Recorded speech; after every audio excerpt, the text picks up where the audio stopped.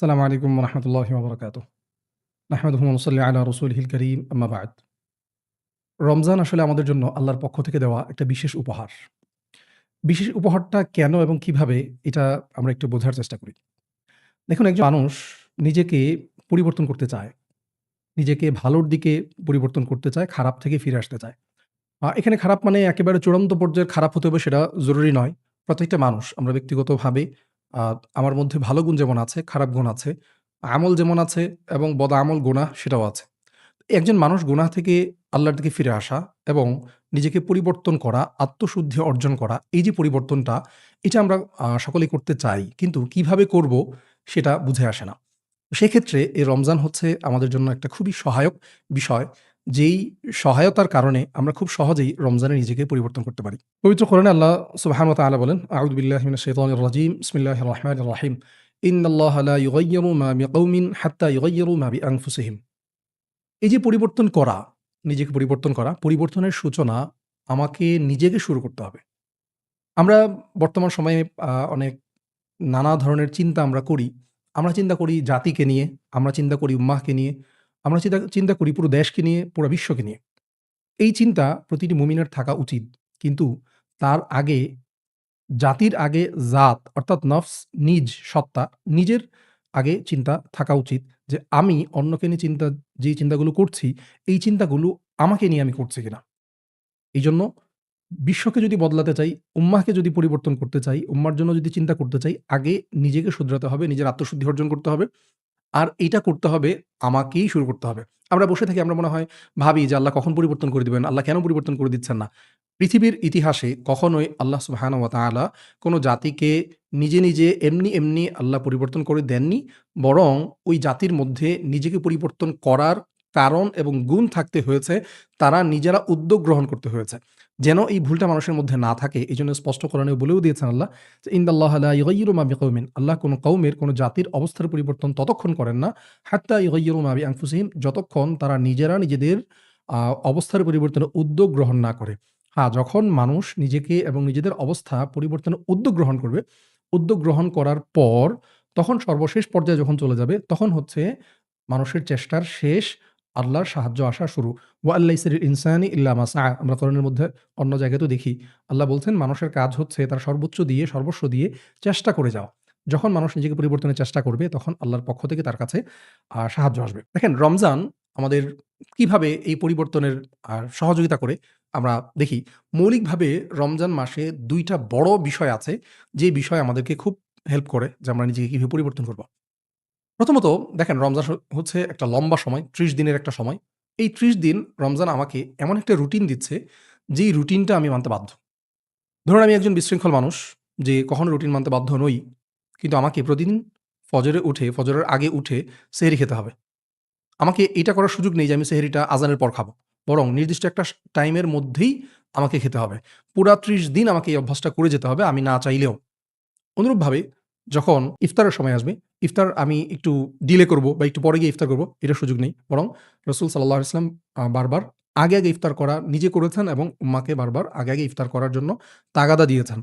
তাহলে আমাকে ইফতারটা নির্দিষ্ট একটা টাইমের মধ্যে করতে হচ্ছে। আবার সেহরিটা নির্দিষ্ট একটা টাইমের মধ্যে করতে হচ্ছে। ৫ ওয়াক্ত নামাজ তো আছেই আগে থেকে টাইম নির্ধারিত। আবার তারাবিতে একটা লম্বা সময় একটা টাইম নির্ধারণ করে আমাকে চলতে হচ্ছে।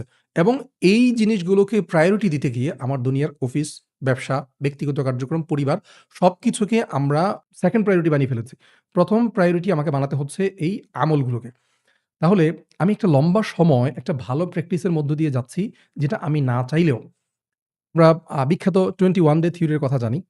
ডক্টর ম্যাক্সওয়েল হার্টজের যেই সাইকো সাইবারনেটিক্স যে বই, ওইটাতে তিনি উল্লেখ করেছিলেন ১৯৬০ সালে যে একজন মানুষ যদি মনোবিজ্ঞানীদের তথ্য মতে ৬ দিন থেকে ২১ দিন পর্যন্ত কোনো একটা কাজ নিয়মিত করতে থাকে, তাহলে সেটা তার অভ্যাসে পরিণত হয়ে যায়।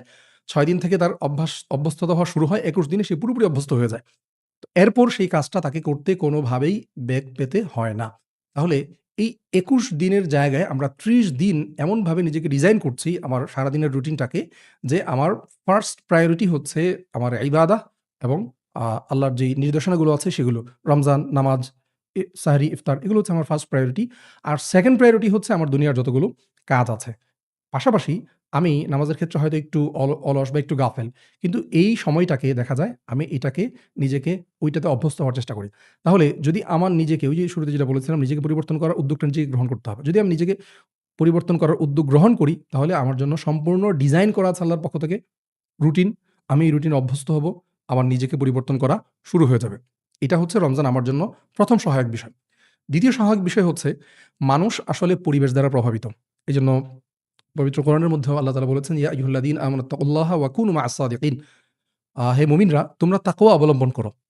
শুধু তাকওয়া অবলম্বন করলেই কাজ হবে না। কুনু মা'আস সাদিকিন বরং নেককার সৎ যে বান্দারা আছে তাদের সঙ্গে থাকো। অর্থাৎ আমি যে কমিউনিটি মেইনটেইন করব বা আমি যে পরিবেশ মেইনটেইন করব সেটা অবশ্যই সৎ এবং নেককার লোকদের হতে হবে। রমজান এমন একটা সময় যা আপনি যখন মসজিদে যাবেন একটা ইবাদতের আমেজ। যখন আপনি ইফতার করে মসজিদে অল্প স্বল্প খেয়ে মসজিদে দৌড় দিচ্ছেন জামাত ধরার জন্য। দেখবেন আপনার মতো আরো শত শত মানুষ হাজার হাজার মানুষ জামাত ধরার জন্য দৌড় দিচ্ছে। আপনি ইফতার সেহরি করে আপনি ফজর পড়তে মসজিদে চলে আসছেন। আপনার মতো শত শত মানুষ মসজিদে চলে আসছে। এমন মানুষও চলে আসছে যেই মানুষটা ঠিকমতো হয়তো আগে নামাজ পড়তেন না। রমজানকে কেন্দ্র করে তার মধ্যে ইবাদতের স্পৃহা জাগ্রত হয়েছে। তার মানে আমার সম্পূর্ণ এনভায়রনমেন্ট এবং সম্পূর্ণ পরিবেশ আমার স্রোতের অনুকূল। আমার কাজ হচ্ছে শুধু স্রোতে গা ভাসিয়ে দিলে হবে। অন্যান্য সময় আমাকে একটু ফজরের সময় উঠতে করতে হয়, মুজাহাদা করতে হয়। কিন্তু এই সময় আমাকে মুজাহাদা করতে হয় না। বরং সবার সাথে আমি উঠে যাচ্ছি। পুরা পরিবেশটাই আমার জন্য অনুকূল। আ এটা হচ্ছে আমার ২য় বিষয় যে আমার আমলকে নিজেকে আ সহজভাবে পরিবর্তন করার জন্য এই আমার চারপাশ আমার জন্য পজিটিভ হয়ে আছে। শুধু বাকি হচ্ছে আমার নিজের উদ্যোগ গ্রহণ করা। শুধু যে নামাজ পড়া তাই নয়। বরং আপনি দেখবেন যে মসজিদে যাবেন কিছু মানুষ কিছু না কিছু মানুষ সবসময় আ শুয়ে বসে হয়তো জিকির করছে মসজিদে অথবা কিছু মানুষ নিয়মিত মসজিদে তিলাওয়াত করছে। আবার আপনি বাইরে যখন দেখবেন আ যখন গরিব মানুষরা বাহিরে আছে, মানুষ ব্যাপকভাবে দান করছে। তার মানে নেক আমলের সম্পূর্ণ পজিটিভ একটা পরিবেশ আমার সামনে তৈরি হয়ে আছে। আমার প্রয়োজন শুধু সেই স্রোতের মধ্যে গা ভাসিয়ে দিয়ে তাদের অনুকূলে চলে যাওয়া এবং সেই ইবাদতগুলো নিজের মধ্যে সেই অভ্যাসগুলো নিজের মধ্যে নিয়ে আসা। এখন আমরা আসলে কি পরিবর্তন করব? এটা একটা গুরুত্বপূর্ণ প্রশ্ন। তো সর্বপ্রথম কাজ হচ্ছে আমার ইবাদতকে পরিবর্তন করব।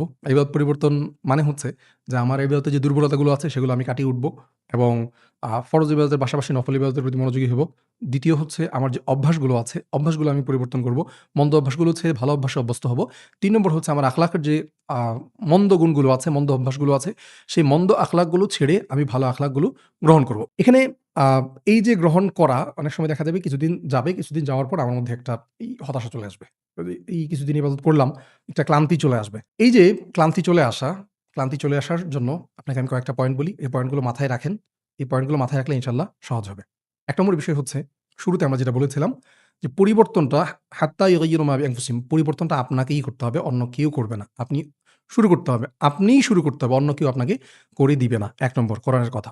২ নম্বর আপনি যদি মনে হয় যে হ্যাঁ, আমি ইবাদত কন্টিনিউ করতে পারছি না, আপনি এই আয়াতটা মনে রাখুন, লিমান শাআ মিনকুম আন ইয়াতাকাদ্দামা আও ইয়াতাআখার। আল্লাহ কোরআনের অন্য আয়াতের মধ্যে বলছেন যে কোনো মানুষ যদি চায় যে সে আখিরাতের পথে এগিয়ে যাবে, সে নেক কাজের পথে এগিয়ে যাবে, সেটাও সে যেতে পারে। আর যদি কেউ চায় যে সে নেক কাজের পথে পিছিয়ে যাবে, সেটাও সে পিছিয়ে যেতে পারে। এটা সম্পূর্ণই তার ইচ্ছা। দ্যাট মিনস আমাকে নিজেকেই এই অগ্রগামিতা অথবা পশ্চাৎগামিতার দায়ভার বহন করতে হবে।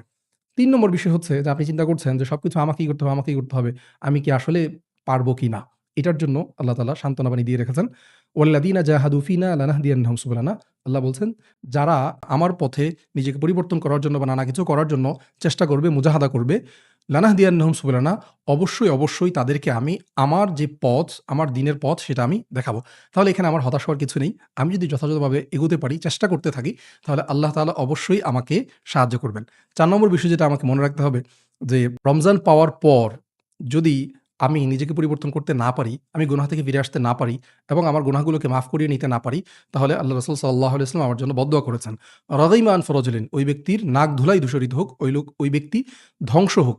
নানাভাবে হাদিসে বিভিন্নভাবে এই কথাটুকু আছে। তাহলে আমি যদি আমার ধ্বংসকে ত্বরান্বিত করতে না চাই তাহলে আমাকে পরিবর্তনটা অবশ্যই করতে হবে।